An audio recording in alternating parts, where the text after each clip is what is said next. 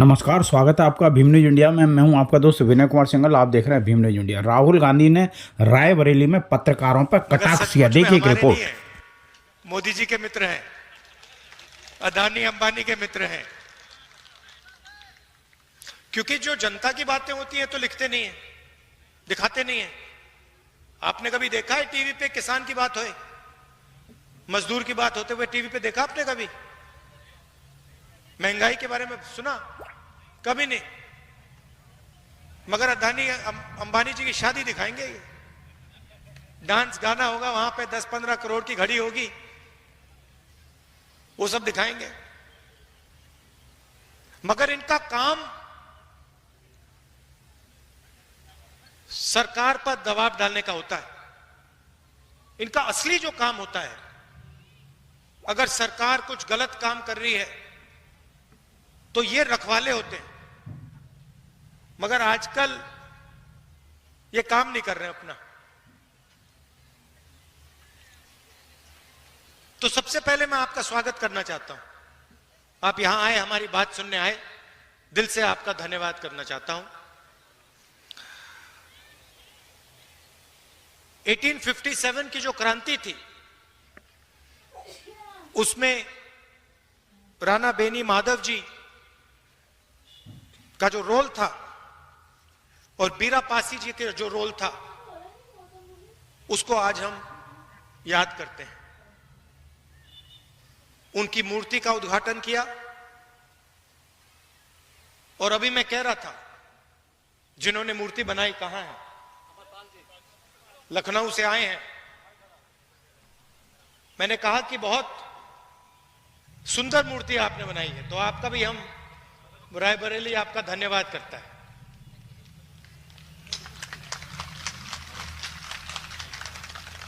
बैठिए बैठिए।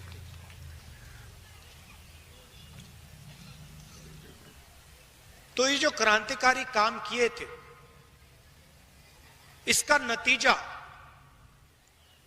हमारा कॉन्स्टिट्यूशन, संविधान है। ये सब लोग जो अंग्रेजों से लड़े, जिन्होंने अपनी जान दी, जेल में गए, संविधान के लिए लड़े, संविधान के लिए लड़े। और अगर हिंदुस्तान में गरीबों की आवाज है, मजदूरों की, किसानों की आवाज है, छोटे व्यापारियों की आवाज है, तो संविधान के कारण वो आवाज है। ये हिंदुस्तान की जनता की आवाज है। गांधी जी, अंबेडकर जी, नेहरू जी ने ये संविधान दिया, जेल गए, अंग्रेजों के खिलाफ लड़े। उससे पहले माधव सिंह जी लड़े, बीरा पासी जी लड़े। मगर सारे के सारे इसके लिए लड़ रहे थे। और आज जो लोग हमारी सरकार में बैठे हैं, वो ही इसका आक्रमण कर रहे हैं। मैंने मीडिया की बात उठाई। राजनीतिक पार्टियों की जिम्मेदारी संविधान को बचाने की होती है, मगर मीडिया की भी जिम्मेदारी संविधान को बचाने की है, संविधान की रक्षा करने की है। मगर ये जो है, ये आजकल संविधान की रक्षा नहीं कर रहे हैं, ये हमारी मदद नहीं कर रहे हैं। इसलिए मैंने शुरुआत में इनके बारे में बोला। आपको ये बातें मालूम होनी चाहिए। आप तो जानते हो, जानते हो ना ये बात, कि मीडिया आजकल हिंदुस्तान में क्या कर रहा है? किसका? अदानी का काम। देश बिक रहा है। Airports, ports, infrastructure,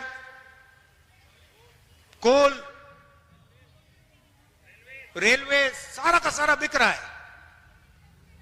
Congress party लड़ रही है,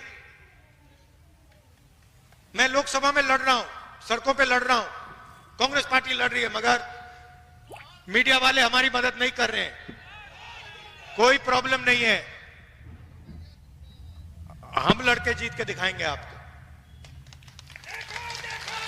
देखिए, दो तीन चीजें आपसे मैं कहना चाहता हूं, दो तीन चीजें मैं आपसे कहना चाहता हूं। कन्याकुमारी से कश्मीर तक कांग्रेस का पार्टी के लाखों लोग चले। यात्रा में हमने एक नारा दिया, नफरत के बाजार में मोहब्बत की दुकान खोलनी है। बटा हुआ देश, हिंसा में, नफरत में डूबा हुआ देश कभी प्रगति नहीं कर सकता है। किसी परिवार में लड़ाई हो जाती है, दो भाइयों के बीच में लड़ाई हो जाती है, परिवार नष्ट हो जाता है। आप सोचिए, अगर देश के बीच में लड़ाई हो जाए तो कैसे प्रगति हो सकती है। इसीलिए हमने भारत छोड़ो यात्रा की। कन्याकुमारी से कश्मीर, समुद्र से लेकर पहाड़ों तक 4000 किलोमीटर हम चले। और देश में हमने, कांग्रेस पार्टी ने, हम सब ने मिलकर मैसेज दिया कि यह देश भाईचारे का देश है, मोहब्बत का देश है, नफरत का देश कभी नहीं हो सकता। तो पहली बात आपको मैं ये कहना चाहता हूं, ये बीजेपी के लोग और खास तौर से जो हमारे यहां युवा हैं, मैंने देखा एनसीसी के यहां लड़के और लड़कियां हैं, जब भी कोई हिंदुस्तान को बांटने का काम करता है, एक धर्म को दूसरे धर्म से लड़ाता है, एक भाषा को दूसरी भाषा से लड़ाता है, एक जात को दूसरी जात से लड़ाता है, आपको रोकना पड़ेगा। आप इस बात को एक्सेप्ट नहीं कीजिए कि इस देश में नफरत होगी। यह मोहब्बत का देश रहा है और यह मोहब्बत का देश रहेगा।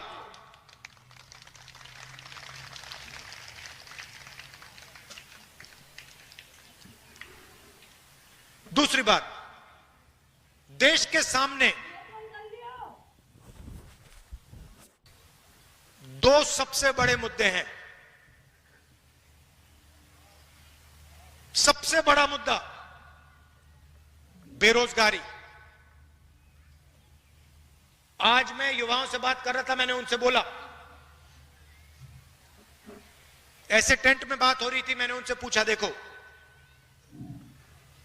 मैंने उनसे पूछा, देखिए आप लोग सब पढ़ाई कर रहे हो, आप डिग्री ले रहे हो,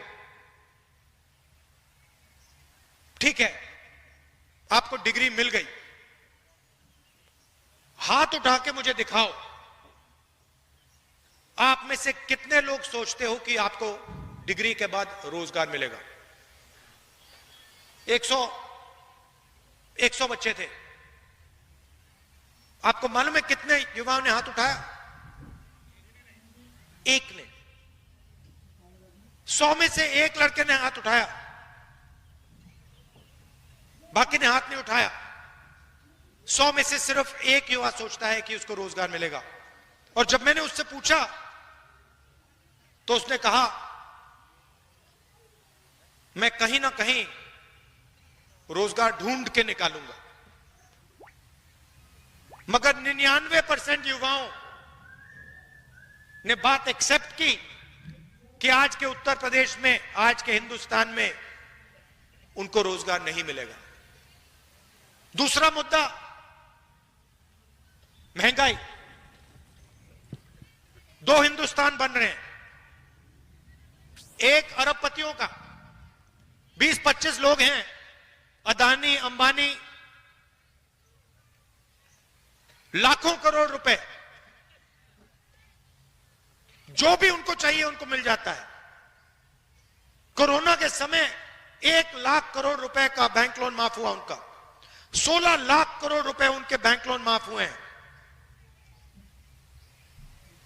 और दूसरा हिंदुस्तान, आपका हिंदुस्तान, हमारा हिंदुस्तान, मेहनत का हिंदुस्तान, मजदूरों का, किसानों का, बेरोजगार युवाओं का हिंदुस्तान। हमें ये 2 हिंदुस्तान नहीं चाहिए, एक हिंदुस्तान होना चाहिए। अगर वो सपना देख सकते हैं तो आपको भी सपना देखना चाहिए। ये नहीं कि अंबानी का बेटा, अदानी का बेटा जो भी सपना देखना चाहता है देखता है, और किसान का बेटा प्राइवेट यूनिवर्सिटी में मेहनत करने के बाद, लाखों रुपए देने के बाद रोजगार नहीं पा सकता। ऐसा हिंदुस्तान हमें नहीं चाहिए। यहां हम कैसे पहुंचे? नरेंद्र मोदी जी ने नोटबंदी करके, गलत जीएसटी लागू करके छोटे व्यापारियों को, स्मॉल मीडियम बिजनेस वालों को खत्म कर दिया है। यह पॉलिसी सिर्फ नरेंद्र मोदी जी की नहीं थी, यह पार्टनरशिप है। नरेंद्र मोदी जी ने और अदानी अंबानी जैसे लोगों ने ये पॉलिसियां छोटे व्यापारियों को, किसानों को, मजदूरों को खत्म करने के लिए बनाई हैं, और नतीजा आपको दिख रहा है। उत्तर प्रदेश के युवाओं को रोजगार नहीं मिल सकता। अगर आपको रोजगार चाहिए, उत्तर प्रदेश में छोड़ दीजिए, हां तेलंगाना में, कर्नाटक में मिल सकता है, वहां जाके आप मजदूरी कर सकते हैं, मगर उत्तर प्रदेश में आपकी सरकार आपको रोजगार नहीं दे सकती है। और यह सच्चाई है, इस बात को एक्सेप्ट करना ही पड़ेगा। तो यह लड़ाई है। एक तरफ कहते हैं 400 पार, 400 पार के बाद हम संविधान बदल देंगे। हमने कहा हम देखेंगे कैसे संविधान बदलोगे तुम लोग।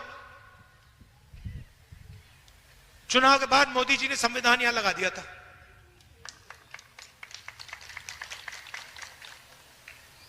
और महाराष्ट्र में चुनाव हुआ। आप परिवार के लोग हो तो बताना चाहता हूं आपको, तकरीबन लोकसभा और विधानसभा के बीच में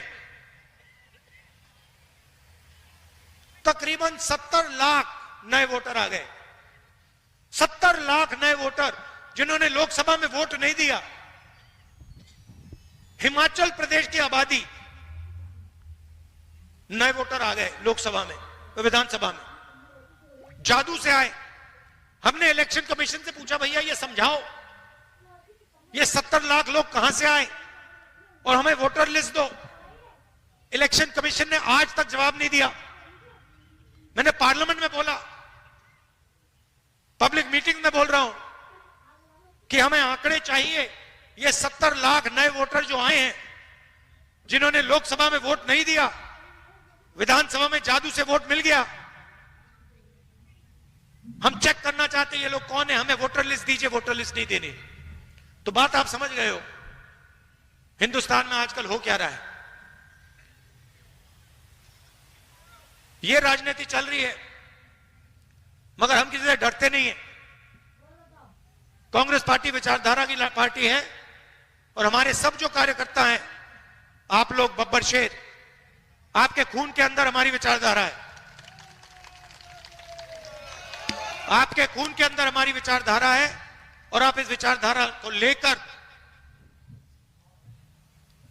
कांग्रेस पार्टी के लिए, संविधान के लिए और देश के लिए लड़ते हो, रोज लड़ते हो। इसके लिए मैं आपको दिल से धन्यवाद करना चाहता हूं। आपने लोकसभा के चुनाव में मेरा पूरा समर्थन किया, उसके लिए मैं आपको, रायबरेली की जनता को और आप सबको दिल से धन्यवाद करना चाहता हूं। और जो भी आपके मुद्दे हैं, जहां भी मेरी जरूरत हो, चाहे रायबरेली में, लोकसभा में, बाकी प्रदेशों में, मैं हाजिर हूं। जो भी आप मुझसे काम करवाना चाहते हो, आप बताओ, मैं करने को तैयार हूं। और आखिरी बात, रायबरेली एक ऐसी कंस्टिट्यूएंसी है शायद पूरे हिंदुस्तान में जिसके 2 सांसद हैं, एक मैं हूं और एक प्रियंका है। तो कभी कभी उसको भी यहां बुला लिया करो। वो मुझे वायनाड बुलाती है, मैं जाता हूं। रायबरेली के भी वो सांसद हैं, उसको भी यहां बुलाया करो आप। बिल्कुल। और आप सबको बहुत बहुत धन्यवाद। और मेरा प्यार राजनीतिक रिश्ता नहीं है, पारिवारिक रिश्ता है हमारा। दिल से आपका धन्यवाद करता हूं। नमस्कार, जय हिंद। आप देख रहे थे Bhim news India. Bhim news India को यूट्यूब पर सब्सक्राइब कीजिए, लाइक कीजिए, शेयर कीजिए, कमेंट्स कीजिए। भीम न्यूज इंडिया के फेसबुक पेज को भी आप फॉलो कर सकते हैं। यदि आपकी कोई खबरें हो तो हमें 9414317167 पर भेजिए। हम दिखाएंगे सरकार को, प्रशासन को, देश में, प्रदेश में और आपके अपनों को। बने रहिए हमारे साथ। आपका बहुत बहुत धन्यवाद।